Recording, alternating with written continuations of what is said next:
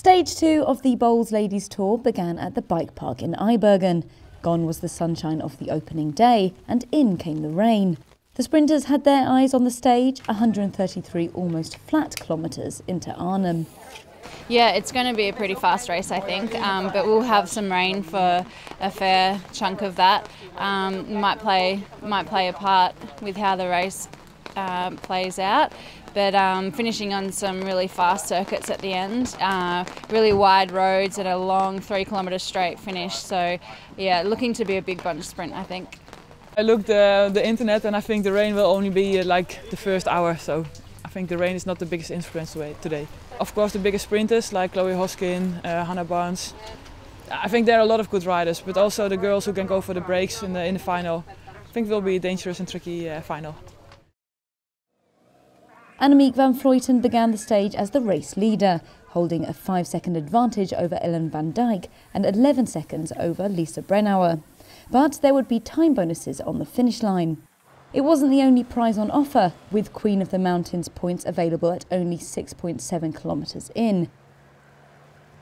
A four-piece of Anushka Costa, Malgorzata Jasinska, Georgia Williams and Natalie van Gogh headed up the road in search of it. Park Hotel Valkenburg's Van Gogh taking the full set of points to earn herself the polka dot jersey. They were caught soon after, their break coming to an end with only 10 kilometres raced. A solo attack from Eri Yonamine came at 21 kilometres in. The Japanese champion's advantage continued to progress. Yonamine has been a mainstay in the FDJ team all season and proved her strength against the pack here, gaining 1 minute 45 seconds. It was only then that a reaction was prompted in the peloton. A Dutch duo of Ilona Hoeksma and Winanda Spoor went off in pursuit and quickly carved time out of Yonamine's advantage. The FDJ rider had lost nothing on the peloton though, her gap rising to almost 2.5 minutes with the two chasers in between. Yonamine, having begun the day at only 49 seconds back, was the virtual orange jersey on the road. But the chasers were rallying. The pair worked together to close the gap. Yonamine didn't sit up, but pushed on instead, showing the same resolve that bagged her 11th place on the Col d'Izoire at La Course this year. With 78 kilometres gone though, Yonamine found that she had company at the front. Park Hotel Valkenburg's Hannah Solovay tried to head after the three, but couldn't get the distance from an accelerating peloton. The pack had taken the trio's lead down to 1 minute 20, with 35 kilometres left. Yonamine encouraged Spoor and Hoeksma to take a pull at the front, but took it up herself as the time waned. Orica Scott were in full force behind, keeping their race leader in prime position and offering GP de Plouay podium finisher Sarah Roy the chance for a sprint win. Into the finishing circuit and with an intermediate sprint ahead, Spoor surged forward. The rider from the Gelderland province that the stage was set in took 3 points in the sprint classification and with it the blue jersey. With 12 kilometres to go, Yonamine dropped the other two riders in the break and they were swept up by the bunch. The FDJ rider was back out in front and alone yet again, 45 seconds ahead. She earned herself the most aggressive rider accolade, but it wasn't enough to hold off the sprint teams in the final.